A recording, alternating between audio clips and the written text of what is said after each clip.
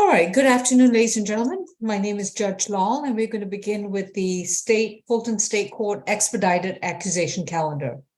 This is a list of criminal misdemeanor cases in which individuals, after being booked at the Fulton County Jail, their cases have already been accused by the Solicitor General's Office of Fulton County. Hence, this would be the defendant's initial appearance before a judicial officer in State Court of Fulton County. When I call your case, I will let you know what is your accusation number, what charges have been brought against you, who is going to be representing you, as well as to set a bond if one has not been previously set. Until your case is called, or if you are a witness or an interested party in a case, please make sure that your Zoom panel is on mute and that we will address you, as we sound out for your name.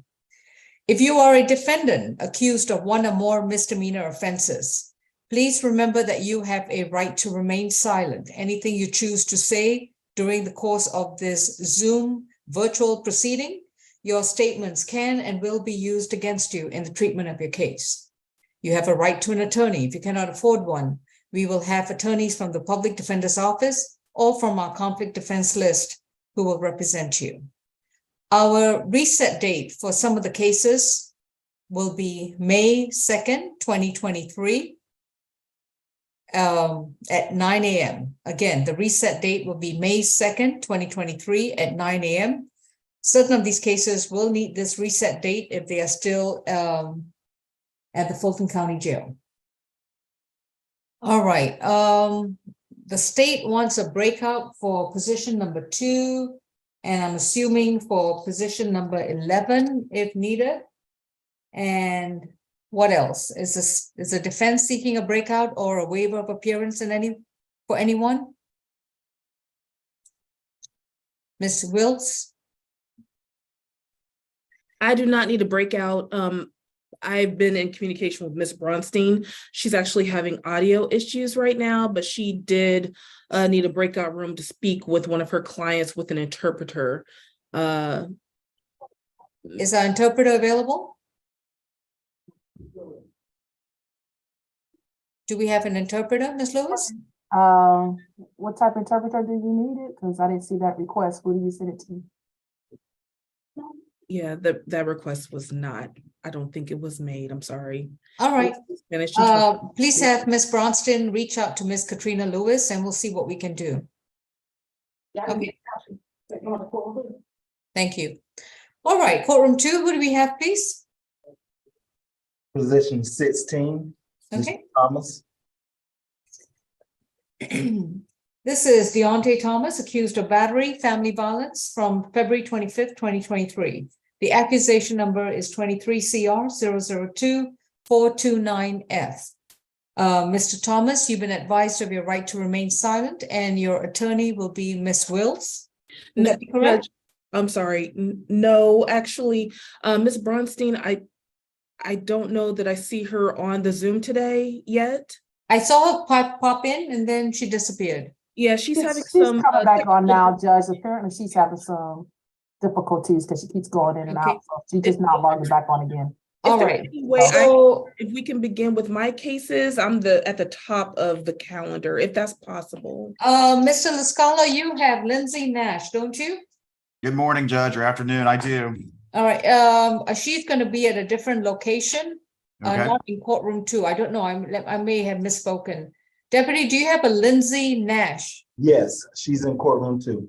All right, let's address her. And Mr. Thomas, I can address your case when your defense counsel joins the Zoom.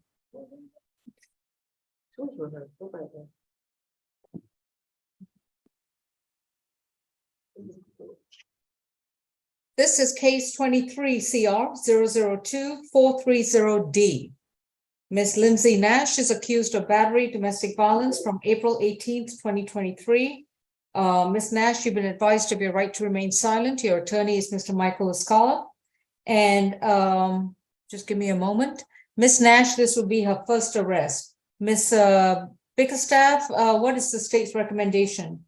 Your Honor, just briefly, for the record, on which you already know, on yesterday evening at 2445 Ashton Drive, Roswell, Georgia, the defendant pushed Mr. Charles Mann and where he fell on top of a tripod, leaving redness and swelling in his back. Your Honor, we were able to speak with Mr. Charles Mann, our victim advocate, and he let us know that the defendant and himself, they were in a relationship and that they live together and that they share one child together, Your Honor.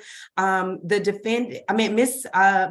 Mann let us also know that this altercation occurred because they were having a dispute that the defendant was drunk on this at this incident, and he did not like the fact that she picked up their child and was driving while drunk, Your Honor.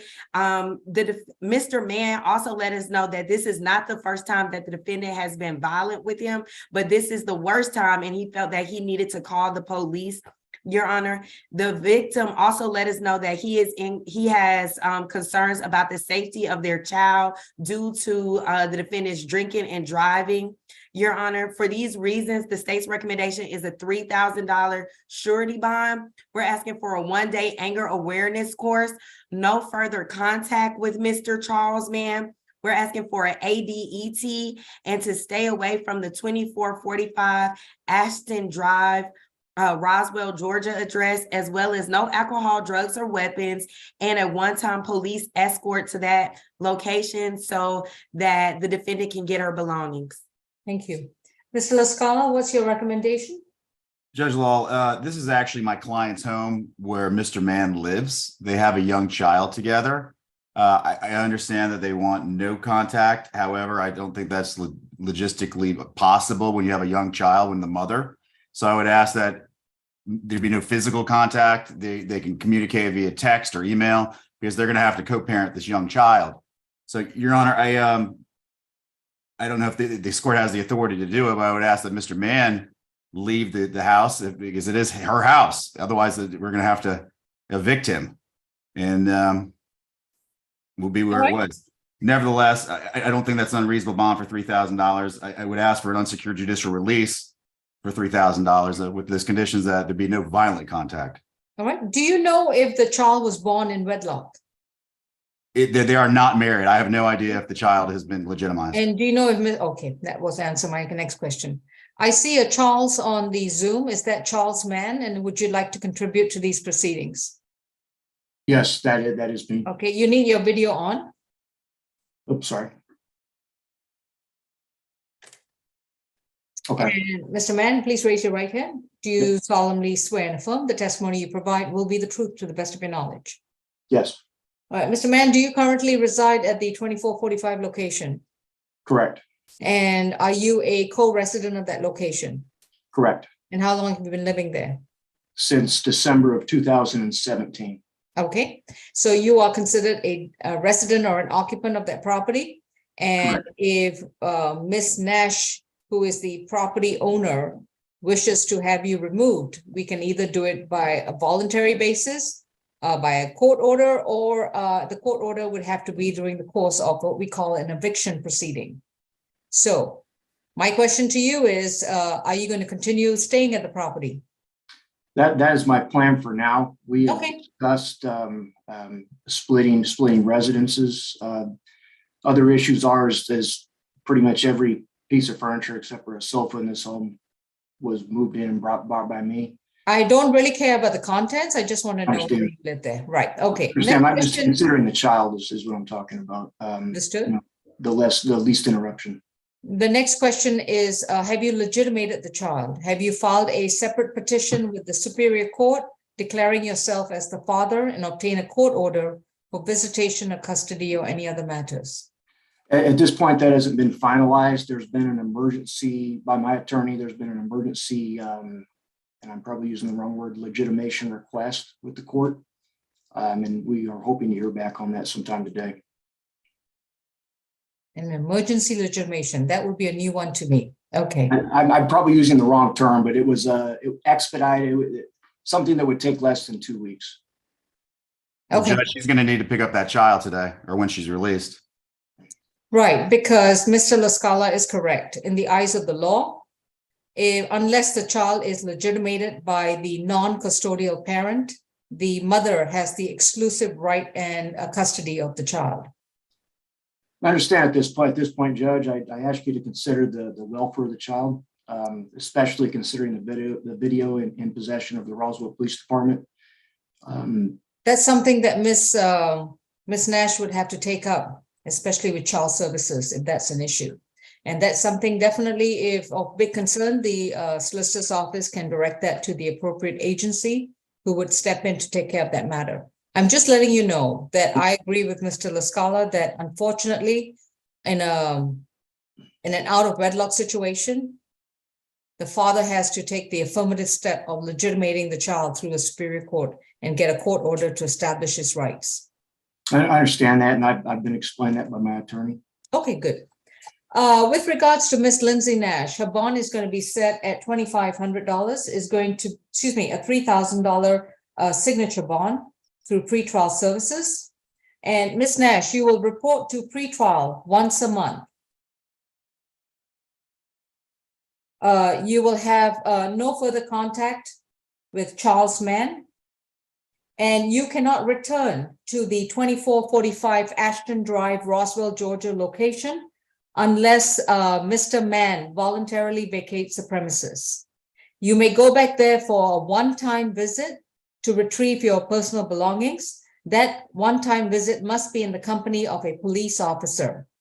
But you cannot stay at that location as long as Mr. Mann is legally occupying it as a co-resident. You can retrieve your child and you can obtain your personal belongings. That visit cannot exceed 2 hours. So if you have a substantial number of items, you must make sure that you make the proper accommodation, like a U-Haul truck or something. Of course, if there is, and Mr. LaScala, I hope you stress that with your client.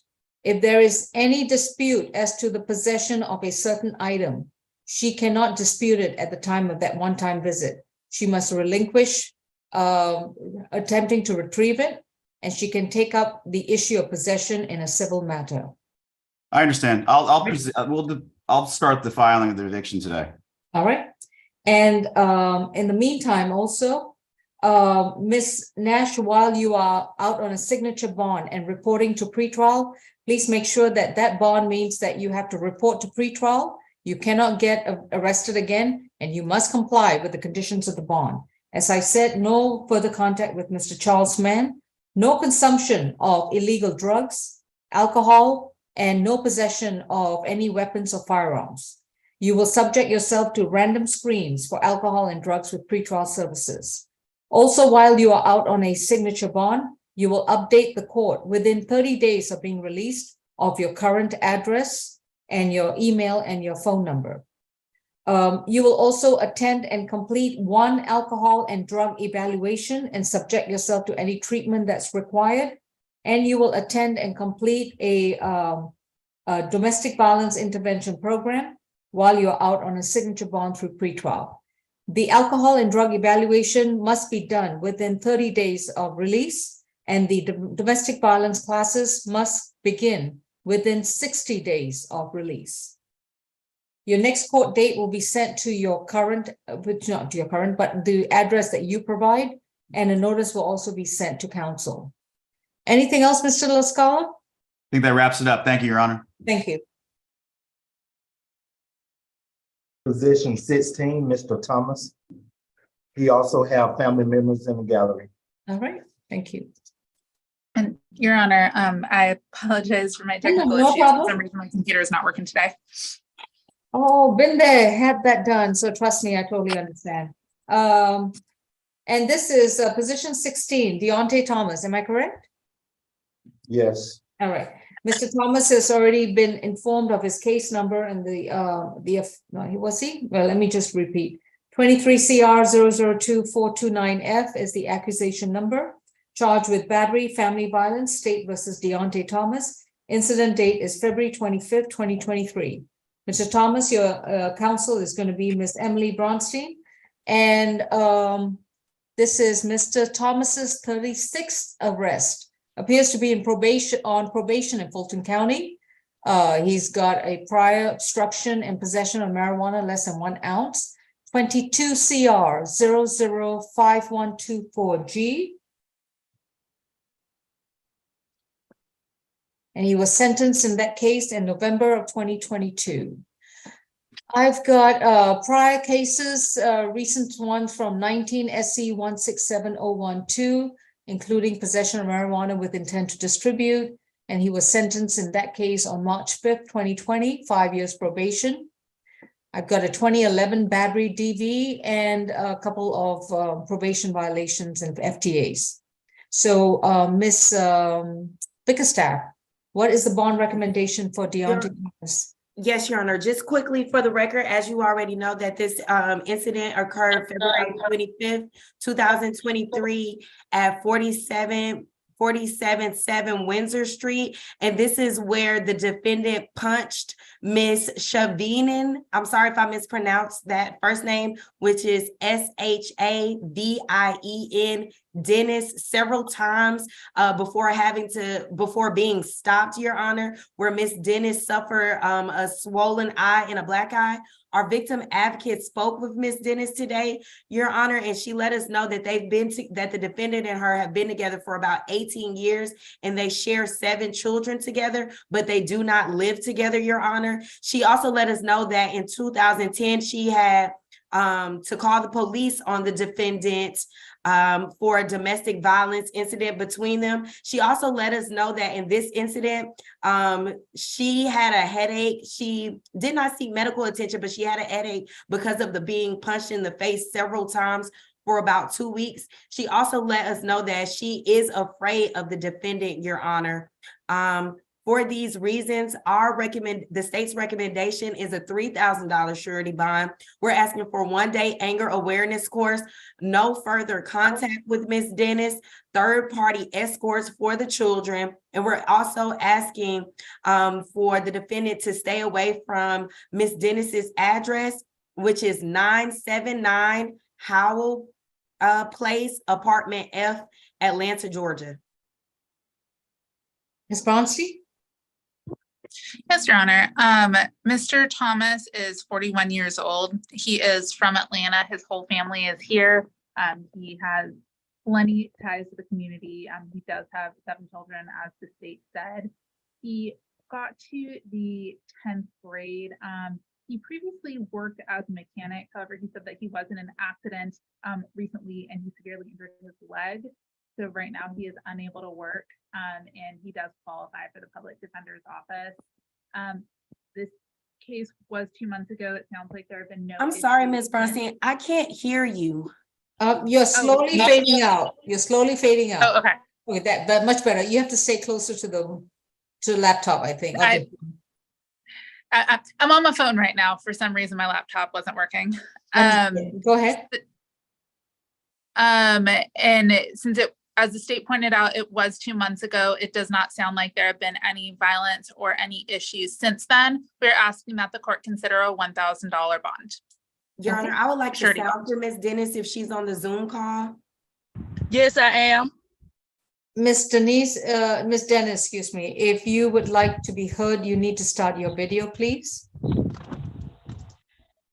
All right. Yes, I'm here. And Miss Dennis, are you driving? I'm in the car. I'm at manager training. Out here in Fairburn, Georgia. I had to leave the meeting to come to this. I work for Wendy's. I'm the manager at Wendy's. So I gather you're not driving. No, I'm just sitting in the car now.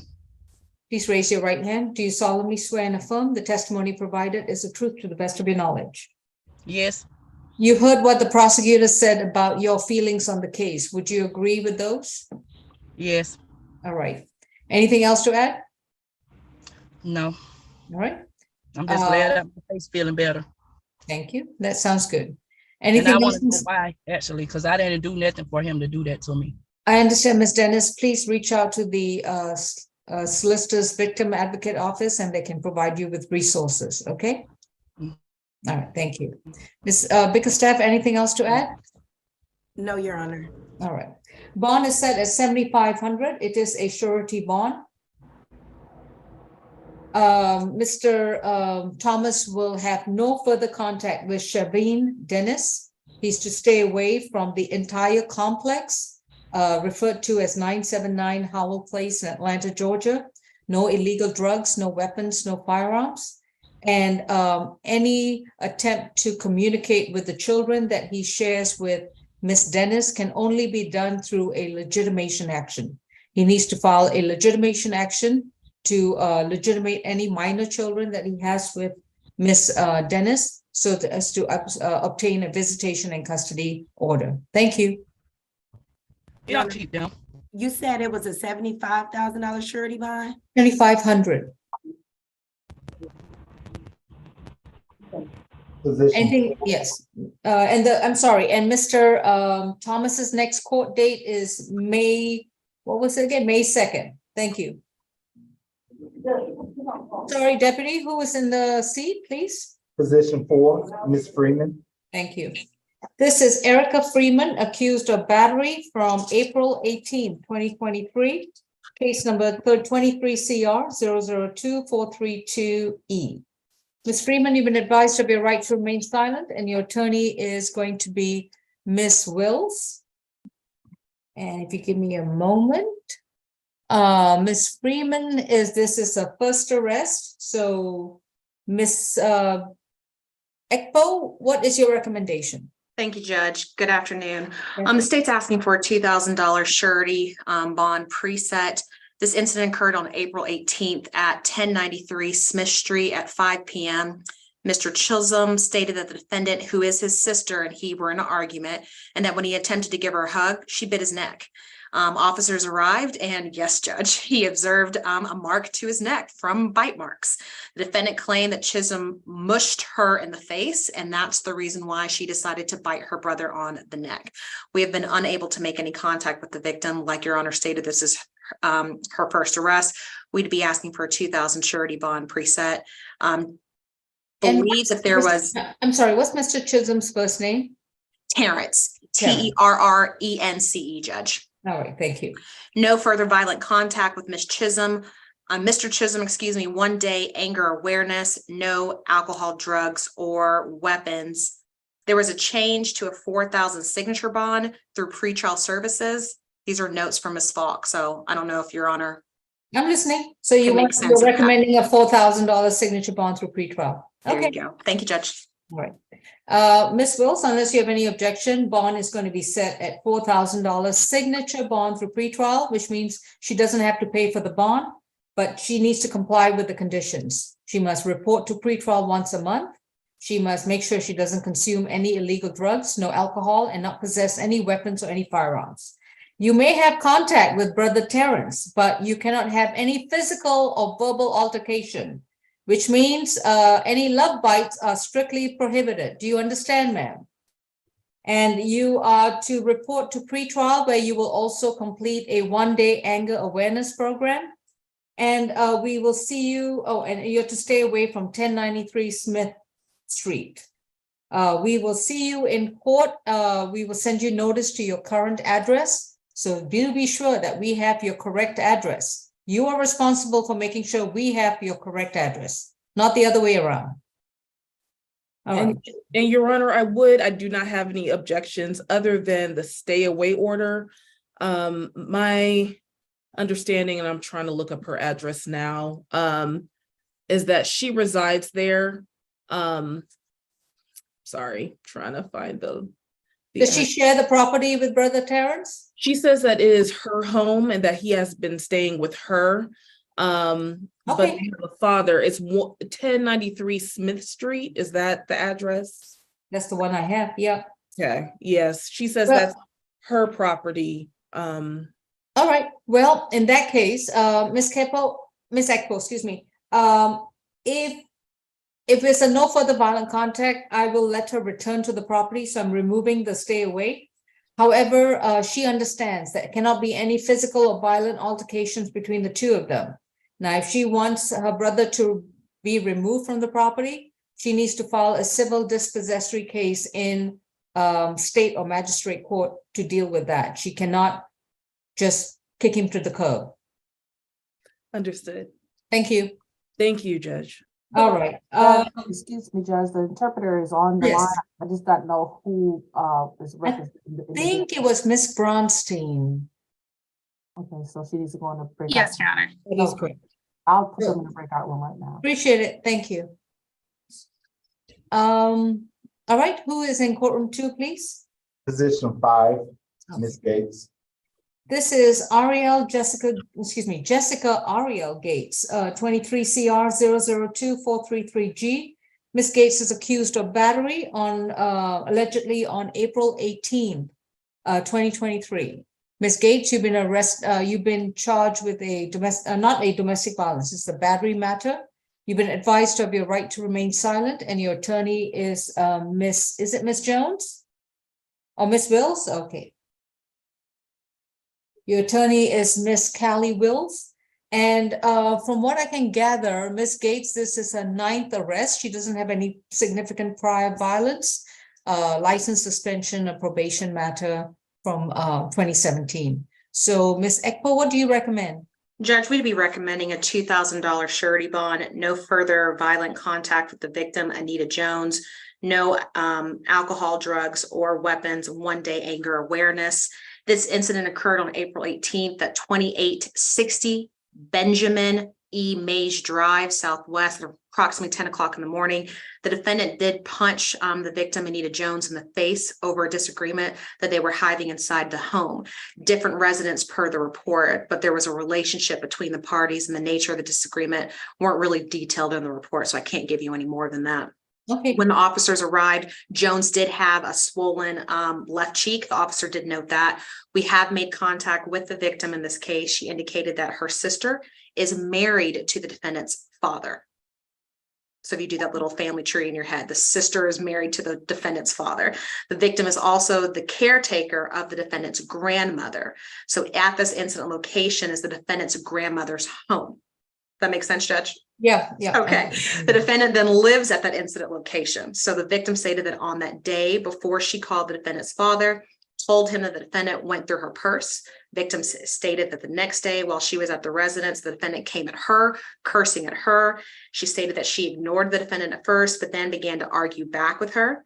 She indicated that the defendant then punched her in the face. So it was an argument that the defendant then escalated to a punch in the face. She stated that she and the defendant's father agree that she will no longer care for the defendant's grandmother and will not return to the residence. She stated that her and the defendant will need some sort of contact because of family events, though. So they will be seeing each other in the future, family events, something like that, Judge. And she is on Zoom. So if I may sound for her, Miss Jones, are you here? She is. May I ask, what was that address? What was the street number? Yes, sure. Yes, Judge. 2860 60. Benjamin E. Mays Drive. Miss Jones, I do see you on the Zoom. Did you want to contribute to the proceeding? Are you on mute? You need to unmute your screen. And she's... Miss Jones. No, she's fine. She just switched to your video. Now you need to switch on your video. Now, am I there? Yes, you are. Okay. Please raise your right hand. Do you solemnly swear and affirm the testimony you provide will be the truth to the best of your knowledge? Yes. All right, you heard the prosecutor's narration of the situation between you and Miss Jessica Gates and dad and grandma and your sister and so forth. Benjamin E. Mays Drive, is that dad's or is that your sister's, is that your brother-in-law's home or just the grandmother's home? No, it's his mom's home. It's her grandmother's home. Okay, and you sometimes visit there? No, I have been caretaker for her grandmother. Oh, you've been the caretaker? Okay. Yes. All right. But you are okay with having communication with her as long as it's not physical or violent or verbal altercations. Is that correct? Well, just no choice. I mean, her dad is married to my sister. I have been complaining. She had been verbally abusive. No, what I meant was from now on, once she's released from jail, you open to having communication or contact with her that is not violent, either physically or verbally. Yes. In other words, as long as she doesn't engage in physical or verbal altercation. If she doesn't want to engage with you and you don't want to engage with her, that's perfectly fine. But like, she can be in the same room with you as long as she doesn't yell at you or throw something at you. Yes. Okay. All right. Thank you, Ms. Jones. Ms. All right. Willis? Thank you, Your Honor. My client is 33 years old. She states that she has two jobs, one as where she's employed through State Farm as an insurance claim adjuster, and then also states that she is a business owner of Cosmetic Career Company, which is a staffing company. She does not have any children, and she was providing care for her grandmother when this incident occurred. And she states that the alleged victim in this case also contributed to the incident or altercation escalating to the point that it did. At this time, due to my clients not having any violent history, we would be requesting a signature bond. And if Your Honor is not inclined to do so, we will request $1,000 signature bond. I also would be requesting that my client be allowed to return back to the property, as she states that she has been caring for her grandmother and that is her residence. And I do not believe that's the alleged victim's residence. But the okay, bond is going to be set at $3,500. That's going to be a signature bond through pretrial services. Ms. Gates, once you are released on a signature bond, you'll be required to report to pretrial once a month. You do not have to pay for the bond as long as you comply with the conditions. If you violate the conditions of the bond, your signature bond will be revoked and converted to a $3,500 cash bond or surety bond. Do you understand? And the conditions of the bond are no further violent contact with Anita Jones, which means that you cannot have any physical or verbal altercations with Ms. Jones. If there are any future altercations involving Ms. Jones and the police get involved, they will arrest you first, bring you back to the jail, and you could be charged with a felony aggravated stalking for violation of a court order, which means you stay in jail for up to 3 months with no bond. Do you understand? Understood. Good. Yes. You are not to consume any alcohol, no illegal drugs, and you're not to possess any weapons or any firearms. You may return to 2860 Benjamin E. May Drive in Atlanta, as long as Miss Jones is not visiting and taking care of your grandmother. So you will not have any discussions in which you dispute the care that is rendered by Miss Jones. You will not engage in any argument with regards to Miss Jones' role as a caregiver. I'm not about to get into an argument of whether she is or she's not a caregiver. The problem right now is that you have a criminal case against you and she doesn't. So therefore, the restriction applies to you. If she visits the house to look after your grandmother, you are obligated under a court order to step away out of the house and only return once she's done rendering the care that she's required to do. Do you understand, Ms. Gates? Yes, ma'am. Okay. A notice will be sent to you at the Benjamin E. Mays Drive address, and you would need to make sure you show up in court when summoned. Thank you. Thank you. Position 6, Ms. Gibson.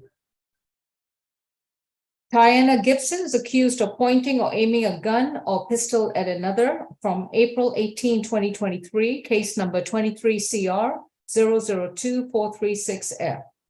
Ms. Gibson, you've been advised of your right to remain silent, and your attorney is going to be Ms. Wills. And this is Ms. Gibson's fourth arrest. She's got a vice arrest from 2023, as well as a possession of marijuana from 2016. Ms. Ekpo, what's your bond recommendation? Yes, Judge, thank you. $20,000, Judge. No further contact with Jabari Jones. Stay away from 4555 Washington Road, apartment 13 1E, and surrender all firearms to the Fulton County Sheriff's Office. No alcohol, drugs, or weapons. This incident also occurred yesterday, April 18th at 455 Washington Road in apartment 13-1E at approximately 1:45 in the afternoon. Jabari Jones, the victim, reported to police that the defendant threatened her about a past disagreement. The defendant is her neighbor and also does her hair. Jones showed the officers video footage of the defendant pointing a gun in the air towards the phone that was recording her. Defendant was arrested by officers when they arrived on scene. They had to canvass the area first, where they then recovered a 9mm handgun in the defendant's purse. The defendant claimed that she did pull a gun, admitted to doing so. She told Jones that she wasn't worried when Jones threatened to kick her door. Obviously, kicking a door is not enough for you to point a weapon, and so that's why she was charged, Judge.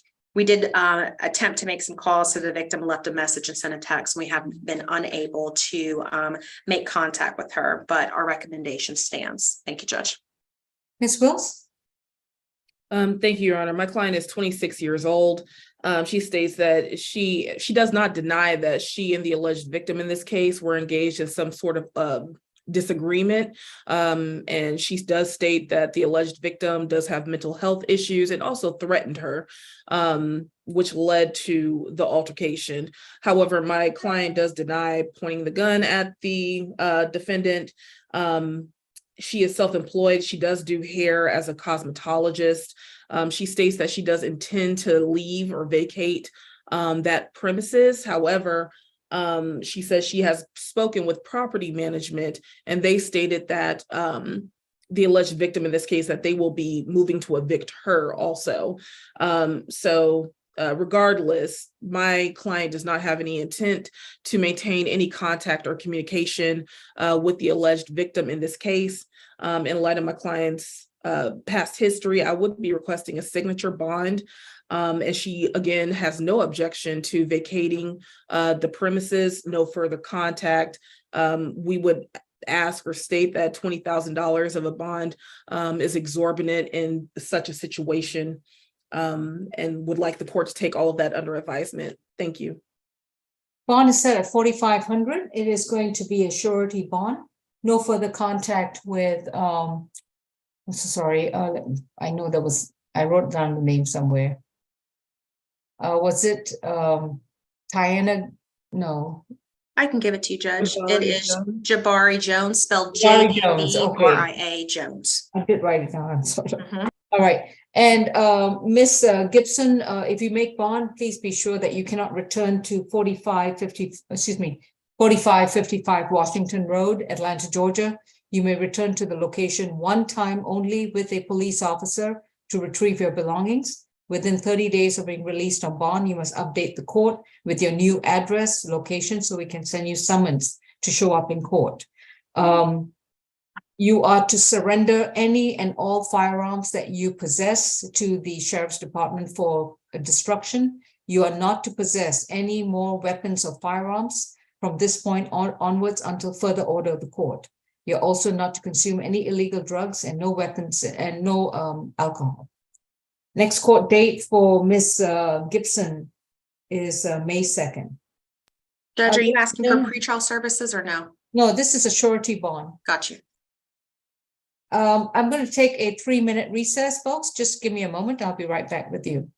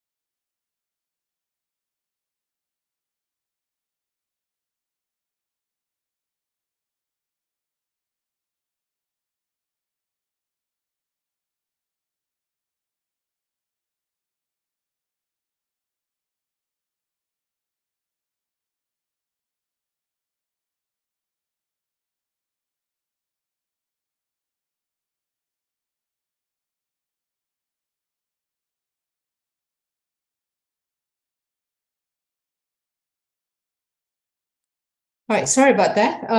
May I have the next case, please? Position 8, Ms. Hawkins.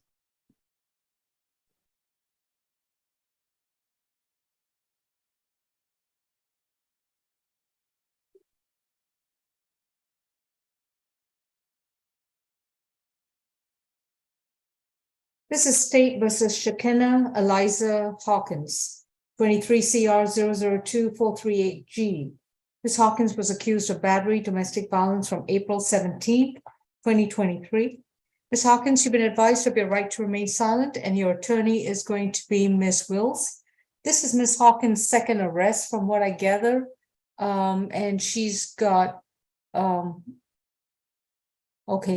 There was a ag assault from 2009, and that was dead docketed. So, Ms. Ekpo, what's your recommendation? Our recommendation is a $3,000 surety bond, no further contact with the victim, Radames, Radames Gonzalez. He is here. I see him on the Zoom. Stay away from 960 Constitution Road, Southeast, apartment 11, 1100. And 1 day anger awareness, no alcohol, drugs, or weapons. This incident actually occurred 2 days ago on April 17th at 960 Constitution Road Southeast at approximately 11:55 in the evening, so almost midnight. Mr. Gonzalez stated that he and the defendant, who was his living girlfriend of the last year, began arguing over caring for a dog judge. The defendant then slapped her boyfriend, the victim, in the face and then tried to grab him to prevent him from leaving. Gonzalez was able to free himself. The defendant's finger was injured in the door in the process. He then went straight to the leasing office and called the police and waited for the police. When the officers arrived, they observed red marks and swelling to Mr. Gonzalez's face. We did have an opportunity to speak with him prior to this hearing. He said that the defendant and him were in a relationship. This is not the first time that she has become violent with him. He wants no further contact with her. He wants her to stay away from the residence while he vacates. He said it'll take him approximately 2 weeks to vacate the apartment, but he wants no further contact. All right. Mr. Gonzalez Jr., if you wanted to contribute to the proceedings, you have to unmute and start your video. Mr. Radames Gonzalez Jr. All right. Yes, Your Honor. Yes, Mr. Gonzalez, would you like to say something? No, everything was said by the prosecution. Very well. Ms. Wills? Thank you, Judge. My client is 32 years old. She is the mother of one child, a 13-year-old daughter. She's employed by Emory Hospital as a CNA, where she has been in that line of employment for the past 8 to 9 years. She does qualify for our services and states that the alleged victim in this case was her former fiance, but she does not wish to continue their relationship or have any further contact with him. The home or residence, they both were residing there, and she stated that it has been communicated to her, as it was stated on the record, that Mr. Gonzalez does plan to vacate the premises. So we would allow or ask that my client be allowed to resume residency there once Mr. Gonzalez vacates. I would ask that he vacate as expeditiously as expeditiously as possible. In light of this being my client's second arrest, and her last arrest was in 2009, I would ask for a signature on bond in this case, Your Honor. Thank you. All right. Mr. Gonzalez, just to reiterate, are you going to be voluntarily vacating the premises at 960 Constitution Road? Yes. And when do you anticipate, just a ballpark, the latest? About 2 weeks, because I'm still looking for something affordable. All right. So about 2 weeks would be putting you right in May 3rd. Yes. All right. Would it be fair to say that you would vacate by Saturday, May 6th? Yes. Okay. All right. Thank you. Thank you. Judge, before you issue your ruling, I'm sorry, I also spoke with my client. She believes that the alleged victim might be in possession of her vehicle. So if she is not allowed to return to the property, may she be allowed a police escort? Yeah, I'm gonna do that. So, okay. So, Ms. Hawkins, your bond is going to be set at $3,000. It's going to be a signature bond through pretrial. This bond will remain a signature bond as long as you comply with the conditions. You must report to pretrial once a month, and you cannot afford to get arrested again, otherwise the bond gets revoked. You will have no further contact with Mr.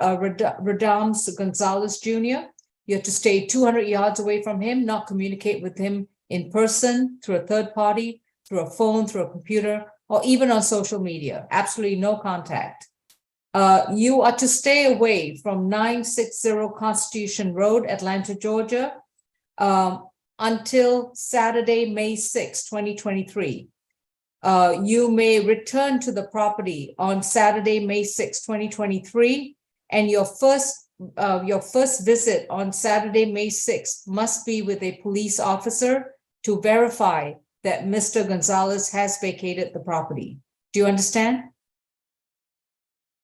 Okay. Do you understand, Ms. Hawkins? Yes. Now, I'm going to let you, once you're released on your signature bond, I'm going to allow you an earlier visit with a police officer to retrieve any belongings that you need right away, along with retrieving your daughter if she resides there. And Mr. Gonzalez, you don't have to be at the property when she comes with a police officer to retrieve her daughter or her personal belongings. While she's out on a signature bond, she will complete a one-day anger awareness program with pretrial, have no and not consume any illegal drugs, no alcohol, and not possess any weapons or any firearms. Thank you. Next court date will be sent to her address, I guess, at 960 Constitution Boulevard, which will be, since hopefully she'll be returning there by May 6th and thereafter. Thank you. Can I say something? Yes, Mr. Gonzalez? Yes, when will she be able to come over to pick up her car? Because she's gonna need it to be mobile. Well, she's allowed an earlier visit with a police officer, so I do not know. So Okay, and they're gonna call me to let me know? no, you might want to leave the car keys with the leasing office. Okay, okay, Thank you. you're welcome. Your Honor, before we do courtroom 3 with the Spanish interpreter, can we go back to position 6, Ms. Gibson?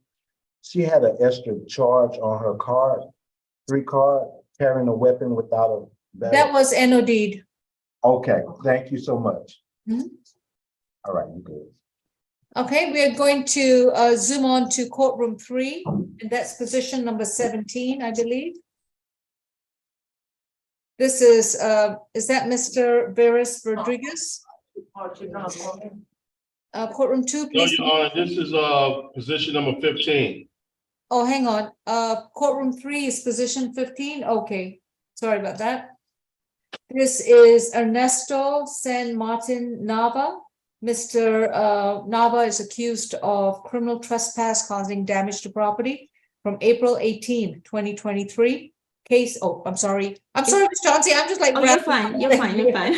Ms. Chauncey, do you solemnly swear and affirm the information you translate will be true and correct with no embellishments? I do, Your Honor. Thank you. And I can go ahead and interpret. Este es el señor Ernesto San Martín Nava, que está acusado con un cargo de allanamiento de morada con daño a la propiedad. I don't think you said the case number. I did. The case number is 23 CR 002428E, and the incident date is April 18, 2023. Thank you. El número de caso es 23CR 002428E y el día del incidente es 18 de abril del 2023. Mr. Nava, you have a right to remain silent. Anything you say in open court, your statements can and will be used against you. Señor Nava, usted tiene el derecho a guardar silencio. Todas las declaraciones que haga en un tribunal abierto pueden y serán usados en su contra. You have a right to an attorney, and representing you this afternoon is Ms. Emily Bronstein. Usted tiene el derecho a ser representado por un abogado y esta tarde lo está representando la abogada Emily Bronstein. This is Mr. Nava's first arrest. What's the state's recommendation for bond? Este es el primer arresto del señor Nava. ¿Cuáles son los antecedentes para su fianza? Ms. Bickerstaff? I'm sorry, you're mute. I'm sorry, Your Honor. Your Honor, this incident occurred yesterday at 125 Northwood Drive, apartment 329. And this is Well, I'm going to where- stop. I'm going to pause. So don't make my mistake. Su señoría, Yes, este I'm incidente sorry. ocurrió ayer a la 1:25 de la tarde en la dirección del 125 Northwood Drive. Go ahead. Yes, and this is where the defendant, it involved the defendant's wife, Miss Guadalupe Escobar. Y también involucró a la esposa del acusado, la señora Guadalupe Escobar. Is where the two were in a dispute and the defendant damaged a 50-inch TV in their bedroom door.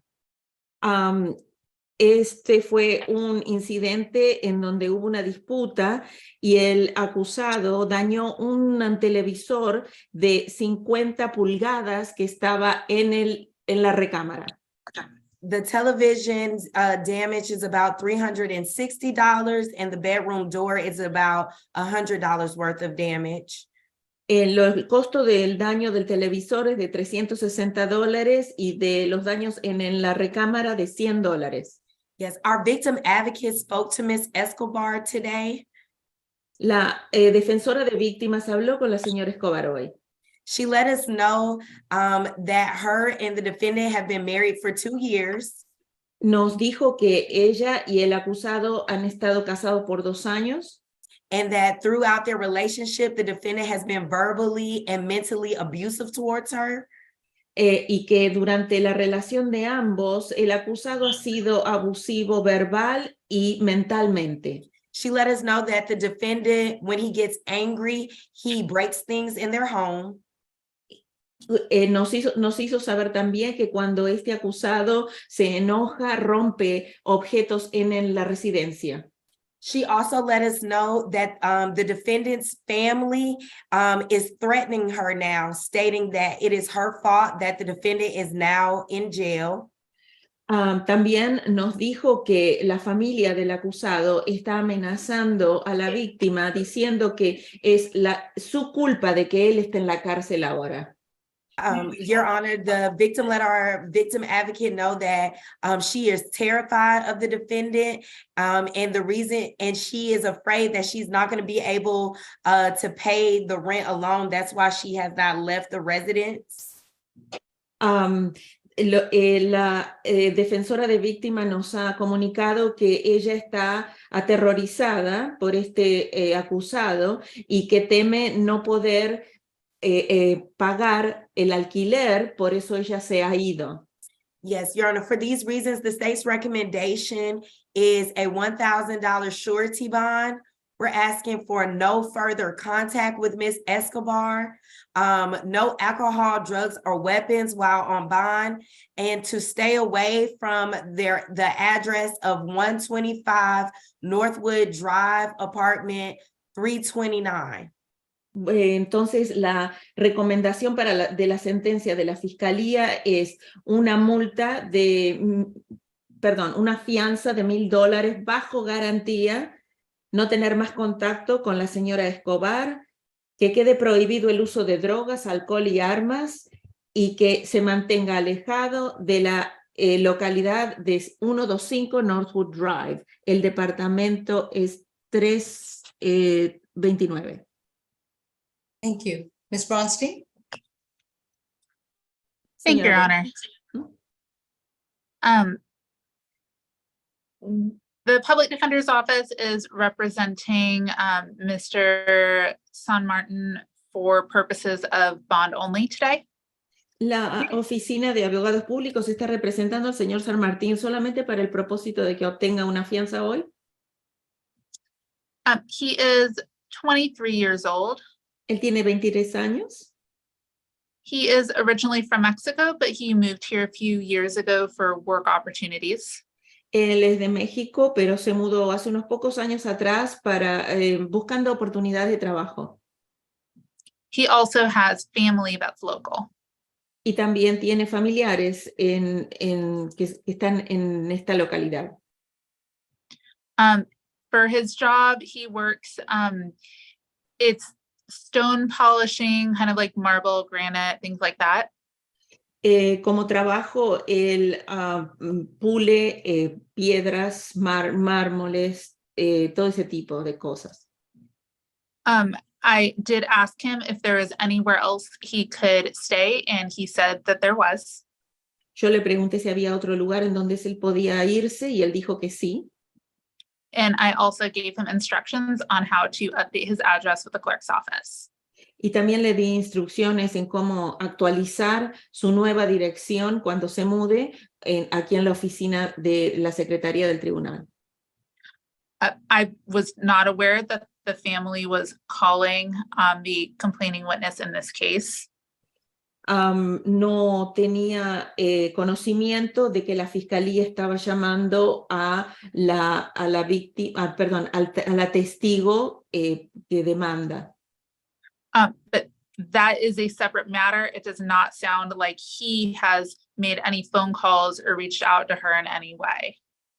Pero ese es otro asunto. Él no ha demostrado de ningún intento de contactarla de todas maneras.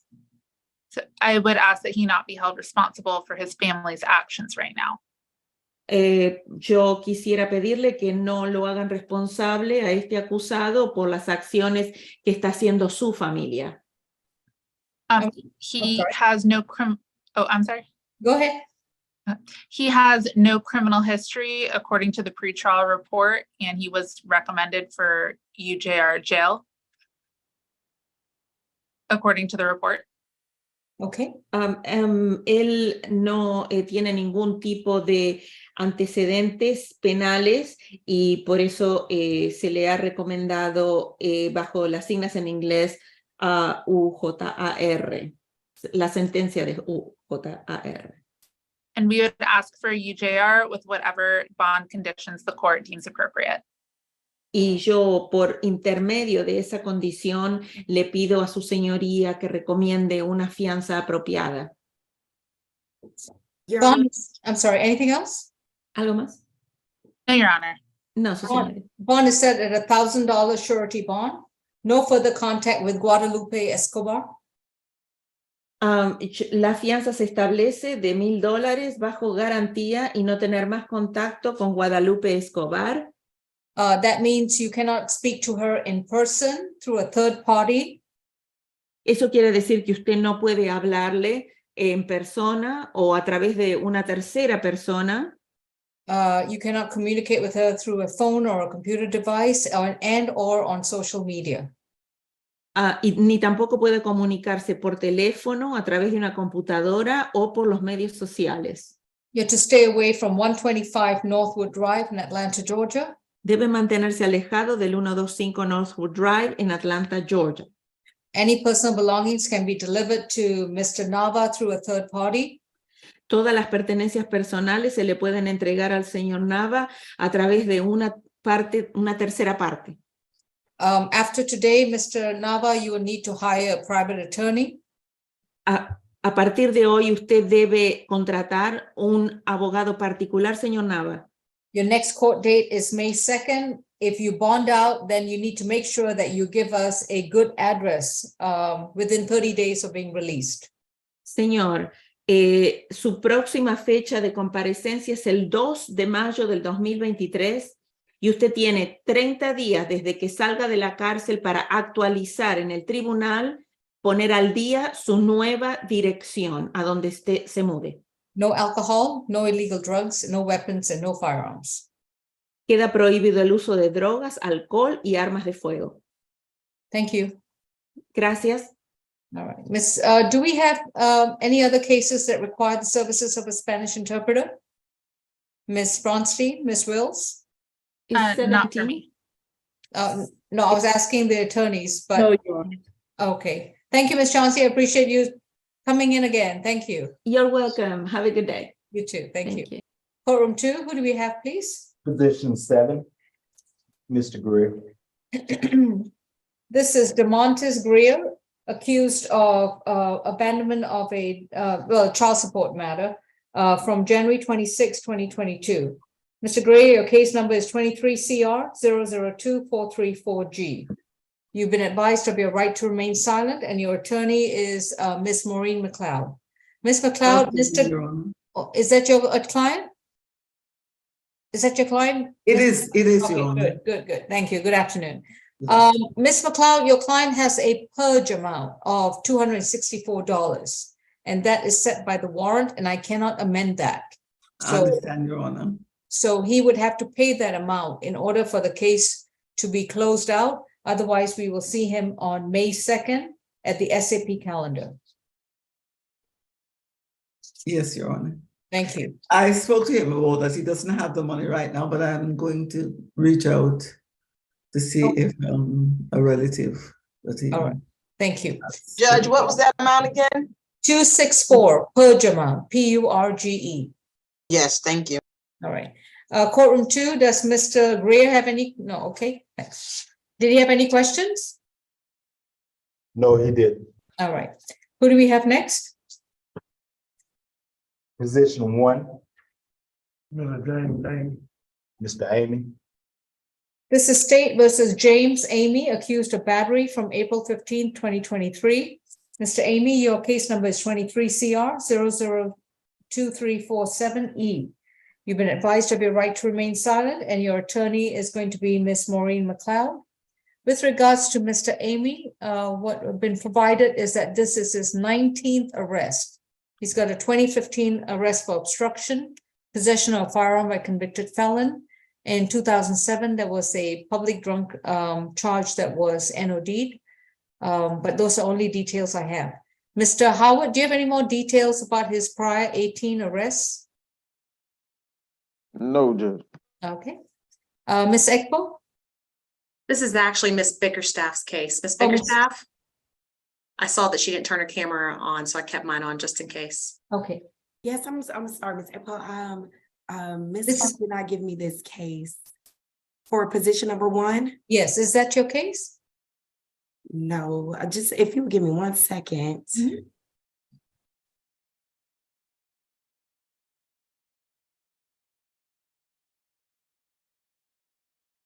I think this was reset from a previous calendar. From yesterday. Mm-hmm.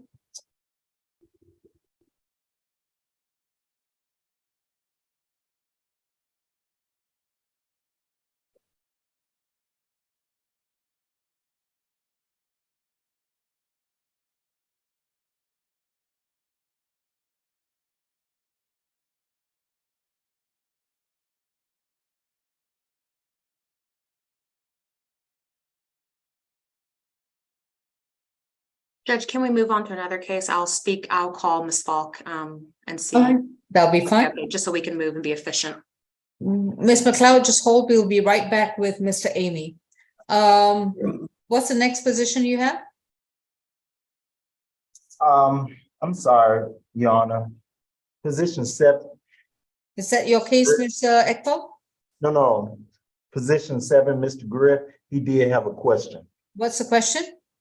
I want to know what was the way that I could pay the purge? You have to pay the $264 at the jail in order to have this case closed and released. That's that's the amount set by the warrant. So money to the jail. Yeah. All right, thank you.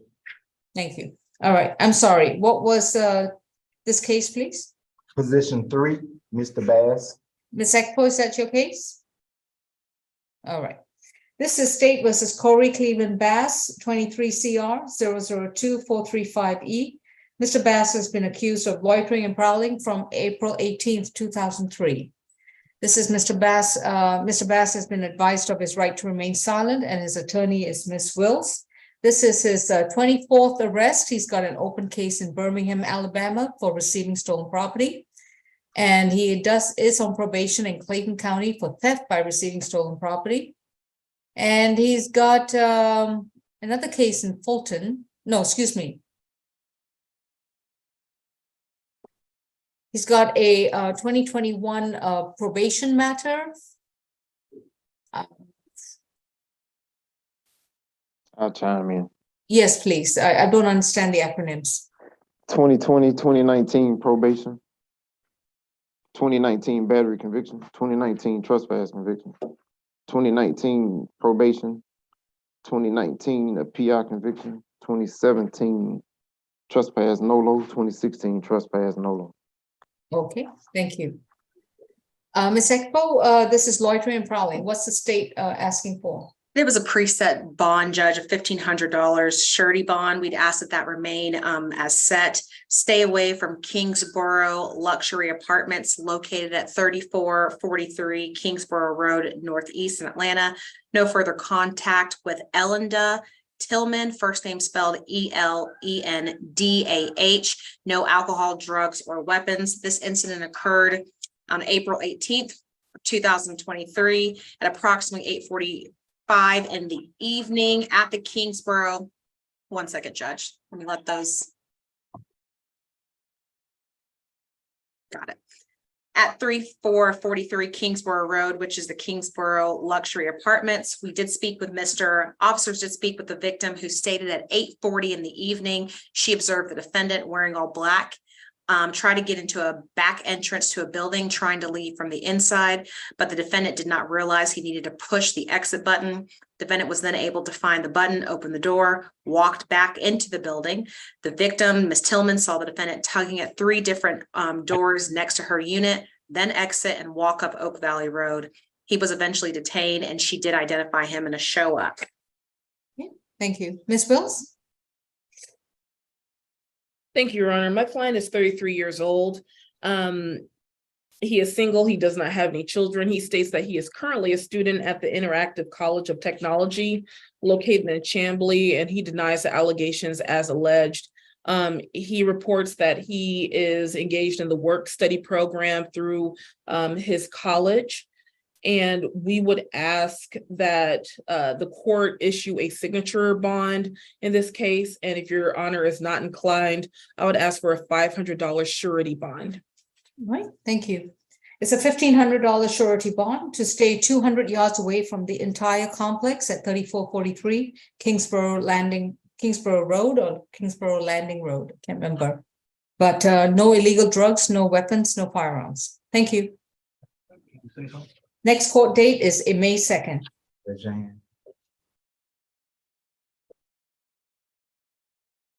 You want to ask a question, y'all? Yes, sir. How you doing today, Your Honor? Doing good, thank you. Okay, I have properties there, and I was kind of lost. Can you identify the property?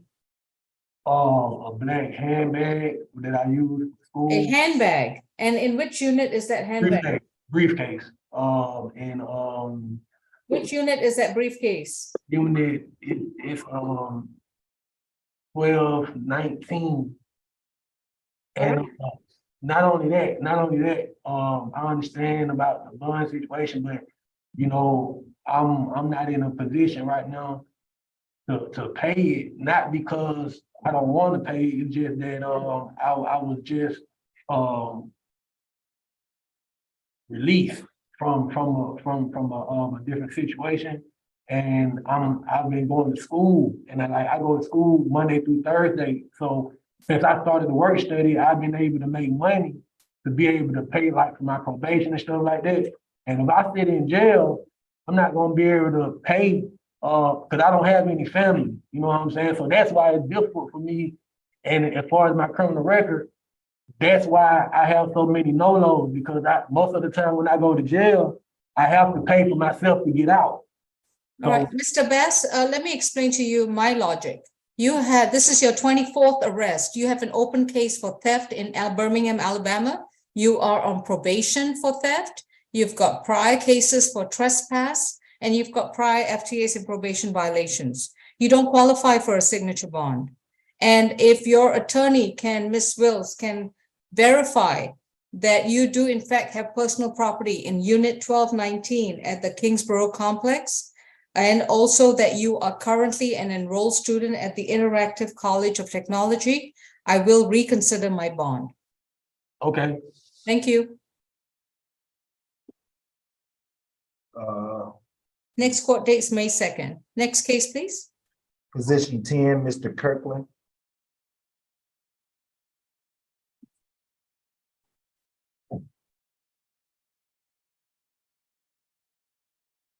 This is Elijah Kirkland, position 10, case number 23 CR 002-439E. Mr. Kirkland has been accused of 1 count of battery, domestic violence, and 1 count of simple battery, domestic violence from October 23rd, 2022. Mr. Kirkland, you've been advised of your right to remain silent, and your attorney is Ms. Wills. And Mr. Kirkland, it would be his first arrest. Ms. Ekpo, what's the state's recommendation? Thank you, Judge. A $3,000 surety bond, $2,000 on the family violence battery, $1,000 on the family violence simple battery. No further contact with the victim, Daisha, D-A-I-S-H-A Brown. 1 day of anger awareness, no alcohol, drugs, or weapons. This incident is actually a little older incident. It happened in October 23rd of 2022 at 195 Fairburn Road, Northwest in Atlanta. Ms. Brown stated that she was assaulted by the defendant, who was her ex-boyfriend that she formerly lived with. She stated she was trying to talk to him about making the relationship better. The defendant did not want to talk about the relationship. As she was leaving, the defendant grabbed her by the shoulder, leaving a visible mark on the right side of her chest. The defendant then grabbed for her phone so she wouldn't leave, and then also punched the victim in the face, but there were no visible injuries. The victim's family did show up, picked her up, and she made the report the next day. We did attempt to make some calls to the victim. Whoever was on the other line kept picking up the phone and not answering. Because this is the first offense, we would ask that the $3,000 surety bond be put in place. All right. Is there a Miss Daisha Brown on this Zoom? All right, Ms. Wills? Thank you, Your Honor. My client is 21 years old. He denies the allegations wholeheartedly. He does not have any children. He states that he is employed by General Wholesale Beer Company and also as a DoorDash delivery driver. He states that any marks or bruises that were observed by law enforcement did not occur by his hands. I also attempted to reach out to the alleged case, but was unable to make contact. My client states that they do not reside together. And so we will be asking, in light of this being my client's first offense, a signature on bond. And if Your Honor is not so inclined, I would ask for a $750 surety bond.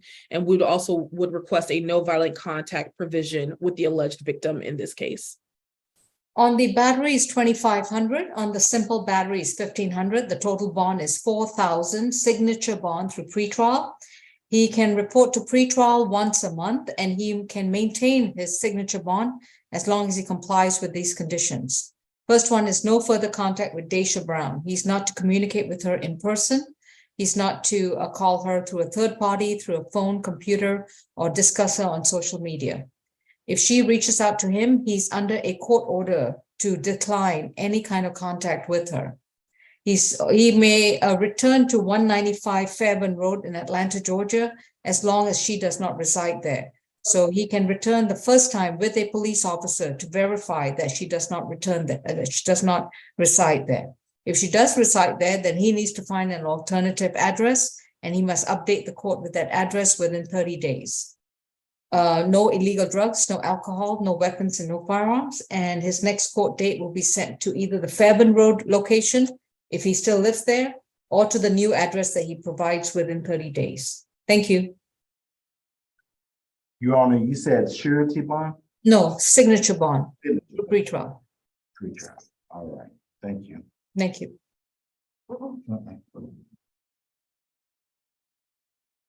Could we go back to position 1 if you're ready for him? Mr. Amy? State's ready. All right. All right. And Mr. Howard, no, I think we were with Ms. McLeod. Was it? Or are we waiting for Ms. Bickerstaff? Sorry, unmute, please. Judge, I'm going to handle this one. Okay, go ahead. I did get the facts. Just want to sound for my victim witness advocate. Do we know if the victim is here in this particular case? We want to make sure that she also knew to be here, since I didn't know. I didn't know if Ms. Falk was aware. She's not. Do you know if contact was made to her or notice? Give me 1 second. Sure.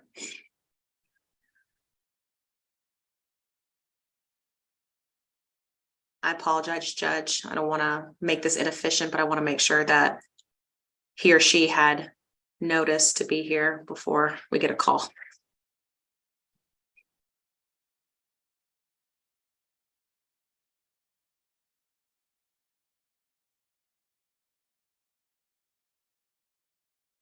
She said that she'll be unable to attend, but I'll send you the notes. Give me one moment. Is she okay if I have the notes. Is she okay if we proceed? Yes. All right. Judge, this is an incident that occurred on April 15th of 2023, charged with 1 count of battery. Officers responded to a domestic violence call and upon arrival encountered the defendant. The defendant stated that his living girlfriend, the victim, Ms. Ferguson, was out of control and needed to leave the apartment. The officer spoke with Ms. Erica Ferguson. That's Erica spelled E-R-I-C-K-A. Ms. Ferguson stated the defendant was upset that she left the apartment for a period of time, and then they began to argue. The argument turned physical when the defendant placed his hands around her neck, causing lacerations and reddening. The victim and the defendant are in a relationship. They do not live together, however, and they do not share children. The victim stated that she does stay with the defendant at the incident location from time to time, but has her own address. She also indicated to our victim witness advocate that the defendant had never done this before. This is the first time he has ever been physical towards her. She stated that she did tell the defendant that she was going to leave him, and he went into a rage and started grabbing her neck. So that's how the incident started. We would be asking for a $5,000 surety bond. Judge, stay away from the address. No alcohol, drugs, or weapons. No further contact with the victim. Just want to add in addition, Judge, that the victim stated the defendant did grab her by the neck, but stated that she could breathe. She did not lose consciousness. But that's still pretty serious. So I wanted Your Honor to have the full facts for making a decision. Thank you. Ms. McLeod? Yes, Your Honor. My client is 63 years old. He is originally from Atlanta. He's lived here all his life. My client is disabled, Your Honor, and has been disabled for the past pretty much 15 years. As was mentioned by the prosecution, the parties do not live together, although they do visit each other from time to time. My client absolutely denies that the incident as described by the prosecution took place. In fact, he tells me that the alleged victim was out drinking and she came to his place and she was totally intoxicated. She started to throw a number of items at him, and he said he just held on to her to try to restrain her from hitting him, but he did not hit her at all. It's just that she was a bit out of control because she had been drinking and she was attacking him first. I know that my client does have some history, Your Honor, but he does not have a history of domestic violence based on what I heard. I would ask the court to consider giving him a low bond so he can get out of jail and get on with his life. He doesn't have a problem with no further contact with the alleged victim, since, as I say, they do not live together. Okay. With regards to the battery charge, the bond is going to be set at $1,500. It is a surety bond. Next court date is going to be May 2nd.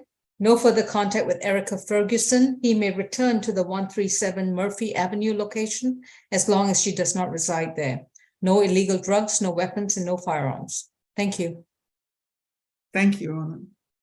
And Your Honor, that concludes my business before the court today. May I be excused? Yes, Ms. McLeod. Have a great week. Thank you. You too. Thank you. Position 12, Mr. Moss. This is Byron Moss, accused of simple battery domestic violence from April 18, 2023, citation number 23 CR 002440B. Mr. Moss, you've been advised of your right to remain silent, and your attorney is going to be Ms. Bronstein. This is Mr. Moss's fourth arrest, and from what I can gather, he had a 2013 battery DV conviction, as well as a 2014 failure to appear. He had a theft by taking in 2021, but that was dismissed. Ms. Bickerstaff, what's the state's recommendation? Yes, Your Honor, the state's recommendation is a $3,000 surety bond. No further contact with I'm sorry if I mispronounced the first name, Tamajane Boone, a third-party transfer for the children, a one-day anger awareness course, and no alcohol, drugs, or weapons while out on bond. Your Honor, this incident occurred yesterday at about 4:30 p.m. at 2001 Sullivan Road, and this is where Ms. Tamajane Boone advised officers that she went to the defendant's residence to pick up their kids, and that's when they got into an argument. Ms. Boone let officers know that she said something that made the defendant upset, and so he approached her yelling, and then he proceeded to slap her. However, Your Honor, the defendant told officers that while they were arguing, Ms. Boone slapped him, and so he pushed her away. Just wanted to let you know what happened, and I would like to sound for Ms. Boone if she's on the Zoom call. Mr. Marjana Boone? And yes, for the record, Tamajane is spelled T-A-M-A-I-J-A-N-A-Y.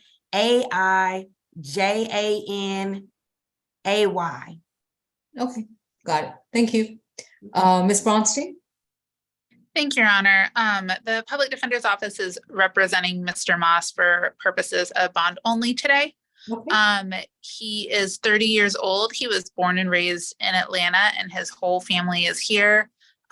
He works as a chef. He currently works at the Louisiana Bistro in Decatur, and he has worked there for 1 year, but he has worked in the industry since 2015. He graduated from high school, and he also did some college at Albany State. He's no prior felonies. He's not on probation. The previous case was not the same complaining witness. It is a different person. Did want to point that out to the court. He's having difficulty getting in contact with people about bond. We would be asking the court to consider a signature bond in this case, and if not, a bond not to exceed $1,000 surety. And also, it does sound like, based on the state's recitation of the facts, that there are some factual issues that do need to be delved into in this case. All right, thank you. On this particular charge, since it's domestic violence, is going to be a $3,000 signature bond through pretrial services. No further contact with Tamajane Boone. I'll allow for a third-party transfer. No alcohol, no drugs, no illegal drugs, no weapons, and no firearms. So if you possess any firearm, they need to be surrendered to the sheriffs for destruction. While you're out on your signature bond, you will report to pretrial once a month. You will make sure that you subject yourself to any random screens that are administered. And you are to attend and complete a 6-month domestic violence intervention program class. I'm not sure if you were taking classes from your last case, but you're going to have to retake those, and those will be done at your expense. You must begin those classes within 60 days of being released. Make sure that, I don't believe there was an issue with the address, right? There wasn't a stay away required. They don't. No, there wasn't a stay away required because I believe they have separate addresses. Okay. So in that case, he needs to make sure that he doesn't have any contact with her, and that any transfer of the children is done through a third party. Thank you. And that was a signature bond through pretrial, right? That would be correct. Thank you. Position 17, Mr. Veras Rodriguez. Mr. Samuel Veras Rodriguez is accused of failure to yield the right of way to a vehicle and for driving under the influence of drugs, let's say, from April 18, 2023. This is 23 CR 002431F. Mr. Rodriguez, you've been advised of your right to remain silent, and your attorney is going to be Ms. Bronstein. With regards to this case, I have it as a first arrest. Looks like he's 23 years old or 22. Ms. Bickerstaff? Yes, Your Honor. This incident occurred yesterday at Dogwood Road and Hemingway Lane, where officers observed the defendant failing to yield the right of way. Once the officer commenced the traffic stop, the defendant did admit to smoking marijuana before driving the vehicle. For these reasons, the state's recommendation is a $3,000 signature bond through pretrial services and no driving unless for work or emergencies, as well as no alcohol, drugs, or weapons while out on bond. I don't do signature bonds on DUI. Okay, so Your Honor, we'll do a surety $3,000 surety bond. Ms. Bronstein?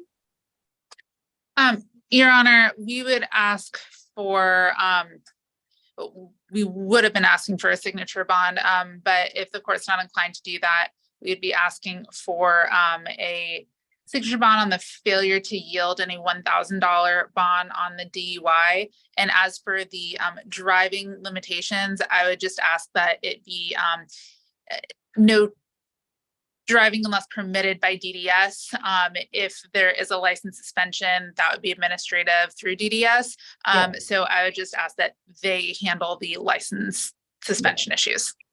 Just to clarify, I don't do DUI unless there are extraordinary circumstances that I see in the warrant, and I don't see any of these warrants. So, Mr. Rodriguez. I'm sorry, I didn't tell you anything about go ahead. Mr. Parents. He is 22 years old. He is originally from the Dominican Republic. However, he moved here with his family when he was 16. He does have family here. He works as a mechanic and he used to do customer service work.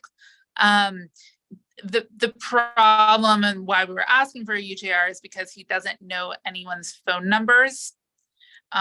So he's unable to get in contact with anyone. All right. The bond is going to be set at $1,500. It's going to be a surety bond. Mr. Rodriguez, if you have a right to remain silent. Anything you say during the course of these proceedings, your statements can and will be used against you in the treatment of your case. I highly recommend you exercise your right to remain silent. Otherwise, you could jeopardize your defenses. Do you still want to say something? I tried, Ms. Bronstein. I have a question. How can I get in contact with somebody so I can get the money? How can I get my phone back? The jail will have to provide you with that information. Okay, thank you. All right, this case is going to be further notice to May 2nd. If he makes bond, he will need to make sure that he keeps his address current. With the $1,500 surety bond, he's not to consume. Let me emphasize, you are not to consume any kind of illegal drug. The state of Georgia does not legalize marijuana. Okay. I don't know why that's still a surprise to anyone, but it's not legal in the state of marijuana in the state of Georgia. And if you smoke it in Alabama and you drive into Georgia, that still constitutes a violation. I will. Your next court date is going to be May 2nd. You're not permitted to drink any alcohol either and not possess any weapons or firearms. Your driver's license, you are permitted to drive as long as the Department of Driver Services provides you with the appropriate driving privileges because your license is subject to a suspension. Thank you. Judge, can you break that down for me, please? That's what I was going to ask. Oh, okay. 1,000 on the DUI, 500 on the failure to yield right of way. I'm sorry. I thought I did. Sometimes my brain is 2 steps ahead of me. So all I will need is 1,500. Oh, that's all? Yes. No. I find it a lot. I'm just asking. And through a bonding company, it'd be around 200. Can you repeat that, please? Through a bonding company, it'd be around 200. Thank you. Thank you. Next case, please, Debbie. Yeah, come on. That's all we have in courtroom 2. All right. I guess I'm waiting for another courtroom, but let me just go over the calendar with folks and then we'll see where we are. Okay. Okay. All right. Courtroom 2, if we could mute, please. Thank you. Courtroom 2, please mute. Thank you. Position number 1, Amy, is a 1,500 surety bond, reset May 2nd. Position 2, I gather we're going to be addressing that in a breakout. Is that correct? Or do we still need a breakout if there's no one in the courtroom? I filed for a waiver of his appearance. Okay. Do you still need a breakout, Ms. Bickerstaff? There's no one in the courtroom. That was me, Judge. I don't Alright. think so. I don't know if you want, No, I was going to pause the live stream when we that's address. fine. Okay, so we can go ahead. Well, remind me to go back to ballot. Yes, ma'am. Position 3, Bass is a $1,500 surety bond, reset May 2nd. Position 4 is a $4,000 signature bond through pretrial for the notice. Position 5, Gates is a $3,500 signature bond through pretrial for the notice. 6, Tiana Gibson's a $4,500 surety bond, reset May 2nd. 7, Greer is a $264 purge amount, reset May 2nd. Hawkins is a $3,000 signature bond through pretrial for the notice. 9th, Jill Kemp. Jill Kemp. That defendant was released, Judge. Okay, thank you. 10, Kirkland's $4,000 signature bond through pretrial for the notice. 11 is, are we addressing that after ballot? Richard Miley. And I have Wilson. Okay, so Wiley was. He was assigned to me, but there's also another medical issue who has been reset several times at this point also. No, I thought Wiley was new and Wilson was reset several times. No, Miley this is also has- Miley, M, Richard Miley. Are we talking about the right person? Molly and Wilson was reset from yesterday. All right. So who had Miley yesterday? I did not have Miley yesterday, but I am handling his case today, but I was unable to speak with him when I called the jail earlier. All right. He's still a medical. We're going to have to reset him again tomorrow. You will have Judge Mincy with that. And you need to either decide whether you want to waive his appearance or we keep resetting him until it's ready to show up. Okay, I believe that Mr. Howard was at the jail earlier today and he spoke with our clients that are similarly situated. And I was waiting for an update from our social worker. So let me reach out to her also. Okay. The other option you can do is if an evaluation is warranted, you can submit the if that's what you and Mr. Howard and his social worker have determined, you can submit the evaluation directed to our litigation manager. And we can take care of it at that time and also give you a reset date on a SAP calendar, which probably will be 6 weeks out. Okay, thank you, Judge. Right. And Ms. Bickerstaff, can you make a note of that, that Miley is reset for tomorrow? So whoever's handling that, Ms. Falk will know to get the notes from yesterday from either herself or Ms. Lewis. Yes, no problem. This is actually my case, so I'll be on it tomorrow. Perfect. Thank you. So position 11 is reset to the C calendar tomorrow, April 20th, pending a request for evaluation from Ms. Wills, okay? Position 12, Moss is going to be a 3,000 signature bond through pre-trial for the notice. 13, Nash is a $3,000 signature bond through pre-trial for the notice. 14, Patterson, Quitwion Patterson, Quitwion Patterson. He wasn't on my pull sheet, so I didn't have nothing on it. This was also a reset from yesterday. I'm not sure what's going on, but Now let's find it. Ms. Wills or Ms. Bronstein, any updates? He was a conflict for our office and there was no conflict attorney available yesterday. Wait, Robert Wilson? Or No. Quentin Patterson. Okay. Quentin Patterson. So she gave him a bond, but she just reset it because he didn't have Right. it. Yeah, she did give He him wasn't a bond. represented. What's the reset date for tomorrow? From yesterday, excuse me. What's the reset date from yesterday? Yesterday was 4/18. You talking about It was SAP? for today, Judge. She reset it from yesterday to today. I understand. But the bond has already been provided. He's got a bond. I'm going to give him an SAP date. What's the SAP date? 5/2, Judge. 5/2. All right. Mr. Patterson's case is going to be further notice to May 2nd. And Miss Lewis or Miss Grace, please be sure that we get a conflict counsel for him at the SAP calendar on May 2nd. Will do. What attorney will be was handling his case on yesterday, so I can note No, that? there wasn't anyone, so please reach. Because there was a out to Ms. conflict, McLeod. that's right. Okay, thank you. Please reach out to Ms. McLeod. If I'd known, I would have appointed her to represent this case. Okay?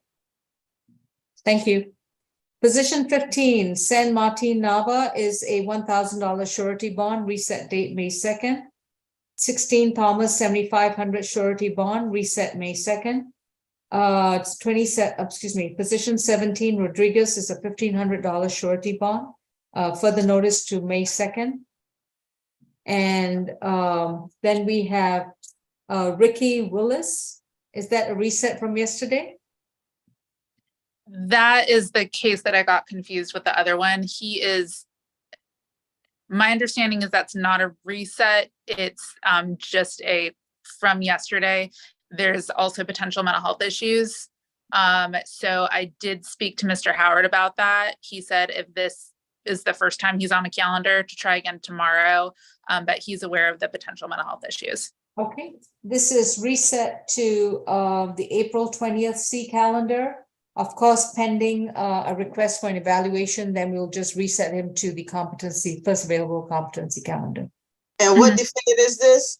This is position 18, Mr. Williams, Ricky Williams.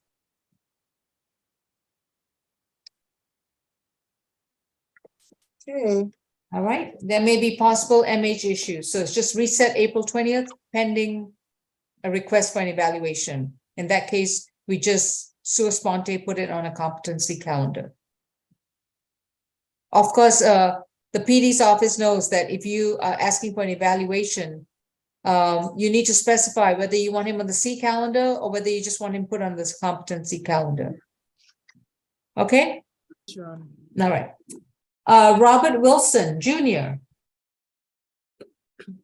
Yes. This is Wilson. Robert Wilson, we submitted a waiver of presence for him, and we will be submitting the documentation and asking him to be reset on a competency calendar. I guess we do need to address bond for him, but I was unable to speak with him, but Mr. Howard did see him at the jail, and that was his recommendation. I don't have a written waiver of appearance. Oh, Ms. Willis, were you able to get that done? Yes, I sent. Okay, let me just confirm. Ms. Grace, do you have a written waiver of appearance for Mr. Robert Wilson, position 19? I did not include Miss Grace on my email. I forwarded to her. Yeah, I have it, Judge. Okay, good. All right, Mr. Wilson Jr. is accused of loitering and prowling and theft by shoplifting in case 23 CR 002341F, in which we've already got a waiver of appearance by the Public Defense Counsel. And this is his third arrest. He had a 23 criminal trespass, and he had a 2016 Michigan arrest. Says allow another to violate MV code conviction. And he's a resident of Michigan. All right. So Ms. Bickerstaff, what's your bond recommendation? Yes, Your Honor. So the state's bond recommendation is a $2,500 surety bond, breaking down to $1,500 for the loiter prowl and $1,000 for the theft by shoplifting. We're also asking for a stay away at the 601 Broadview Place address. That's where the defendant was loitering, prowling, and at the 2537 Piedmont Road address, which is the Best Buy in which he allegedly committed the theft by shoplifting, Your Honor. Just quickly for the record, the incident happened on the 14th of this month, 2023, where officers arrived to that 601 Broadview Place address from complaints from residents that the defendant was walking by cars and doors and pulling on the door handles, looking into windows of houses and pacing back and forth through the neighborhood. Several residents asked the defendant to leave, and he refused to leave. When he did leave the area, Your Honor, he went to a Home Depot parking lot, that 2525 Piedmont, road address where he went inside the store and walked out with a Monster canned drink without paying for it, Your Honor. Okay, thank you. Mhm. Ms. Bronstein? The defense is asking that the court set a reasonable bond in this matter. Okay, on the loitering and prowling is 1,500. The theft by shoplifting is 250. Total bond is 1,750. It's a surety bond. To stay 200 yards away from 601 Broadview Avenue in Atlanta, that Yes, whole ma'am. neighborhood, and to stay away from the Best Buy at 2537 Piedmont Avenue. Thank you. And this is going to be further notice to May 2nd. Oh, could we do is that for the competency calendar on May 2nd? Oh, you did say competency. You're right. Let me see. Is May 2nd a Thursday? No, it'll be the May 4th competency calendar. Thank you, Your Honor. If y'all trying to do a eval on it, it's not gonna complete that by then, Judge. I don't know, Ms. Bronstein, are y'all seeking an eval on him? We will be seeking an evaluation. Mr. Yeah. Howard did, so we'll be submitting an evaluation and referral documentations to the court. I'm going to further notice him to the May 25th competency calendar. Thank you, Judge.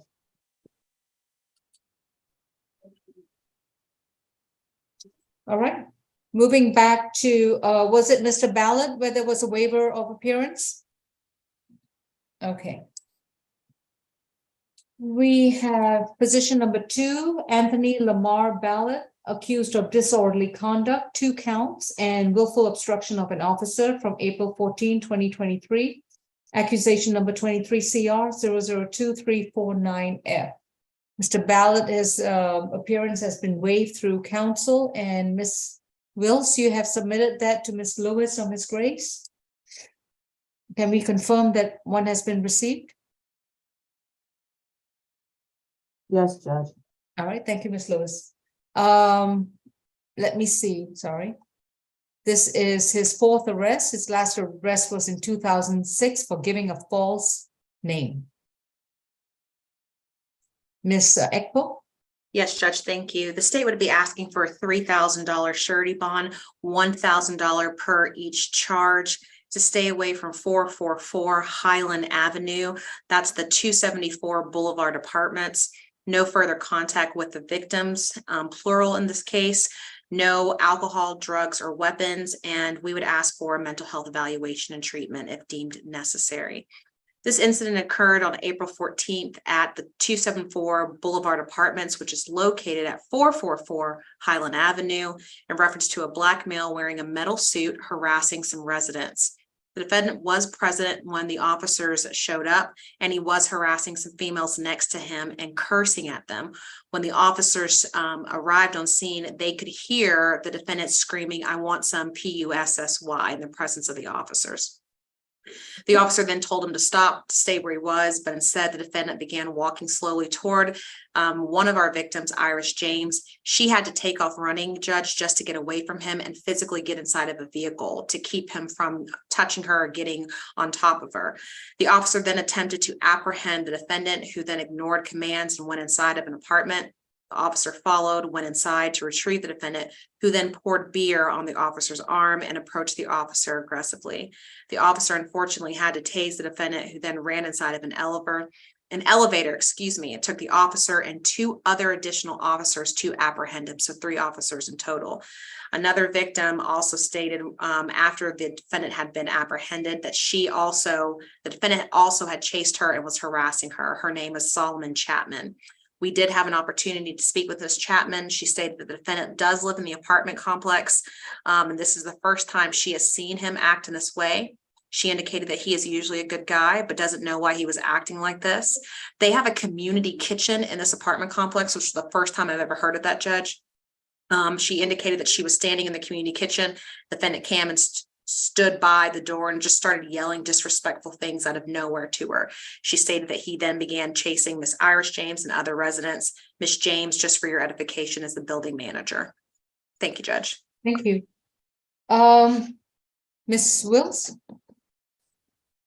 Thank you, Your Honor. In this case, I would ask that this court set a reasonable bond for my client. It seems like there might be some underlying issues that may have led to this situation occurring, but without more information, I'm unable to further advocate for my client at this time. However, I would ask for a reasonable bond. He has lived in Georgia since 2015. And he seems to have not had any prior altercations of this nature prior to this event. Thank you. On count one, disorderly conduct is going to be $750 surety bond. Count two, disorderly conduct is going to be a $500 signature bond through the jail. Count three, willful obstruction is going to be a $750 surety bond. No further contact with the victims, to stay away from 444 Highland Avenue at 274 at the entire 274 Boulevard Apartments. No illegal drugs, no alcohol, no weapons. And Ms. Wills, right now I'm going to reset him to the SAP calendar or the competency. Let's do SAP, and if you determine that something else is required, you can always move it forward. Okay. In speaking with Mr. Howard, no evaluation was requested, but he did not indicate whether or not he should be placed on the competency calendar. So I'll follow up with him. All right, thank you. Right, now maybe pause the live stream. I got a question. So how much? I do too. How much was good? Oh, 1,500 good and 500 signature bond through the jail. Judge, did you indicate that he is to stay away from the apartment complex? My understanding is that he may live there. And so I didn't know if Ms. Willis caught that, not that. Isn't that a community? You said it was a different complex where the victims live in the same area? There was a community kitchen that they all share, but it is an apartment complex building that every resident has their own separate building. And my understanding from one of the victims is that he does live there. So I don't know if there's like a stay away from the kitchen.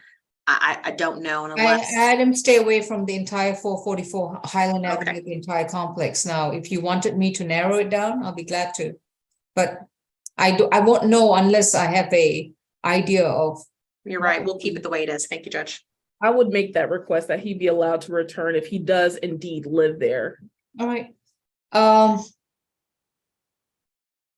And just maybe stay away from that any communal areas on the premises.